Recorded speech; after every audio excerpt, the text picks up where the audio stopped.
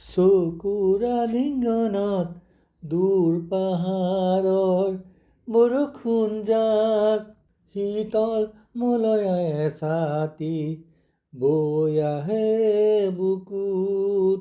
চিকমিক বিজুলী দেহটোত শিহৰণ জাগে, ৰুণজুণ বৰষুণে সিঁচি দিলে হাৰুৱা বুকুতে। বৰষুণৰ টোপাল কমি মেঘ আঁতৰিল, ধিমিক ধামাক এটি দুটি তৰা উজলিল। বতাহত সুগন্ধি ভিজি ৰয় মনৰ পথাৰ, সেমেকা ৰাতি নীৰৱ বুকুত জ্বলি ৰয় কণমান পোহৰ।